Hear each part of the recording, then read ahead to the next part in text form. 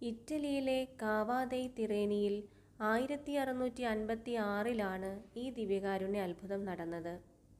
സർദേനിയയിൽ നിന്നുള്ള സ്പാനിഷുകാരുടെ ആക്രമണത്തെ തുടർന്ന് നേപ്പിൾസ് പട്ടണത്തിൽ 1656 ഒരു വലിയ പ്ലേഗ് ബാധയുണ്ടായി. ഇത് അയൽ ഗ്രാമങ്ങളിലേക്ക് പടരുകയും ഒത്തിരി പേരുടെ മരണത്തിന് ഇടയാക്കുകയും ചെയ്തു.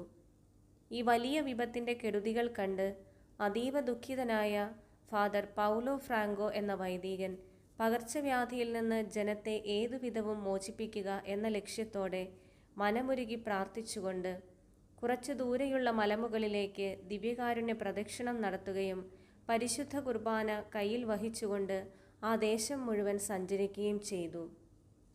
അതിൻ്റെ പരിസമാപ്തി എന്നോണം നാടാകെ പടർന്ന് നാശം വിതച്ച പ്ലേഗ് ബാധ പെട്ടെന്ന് നിയന്ത്രണ വിധേയമായി. തങ്ങളെ ഗ്രഹിച്ചുകൊണ്ടിരുന്ന വലിയ വിപത്ത് ഒഴിഞ്ഞുപോയതിൽ ജനങ്ങൾ ആനന്ദിച്ച് ദൈവത്തിന് നന്ദി അർപ്പിച്ചു. ഇതിൻ്റെ ഓർമ്മയ്ക്കായി പട്ടണവാസികൾ എല്ലാ വർഷവും ജൂൺ മാസത്തിൽ തിരുനാൾ നടത്തിവരുന്നു. നമുക്ക് പ്രാർത്ഥിക്കാം.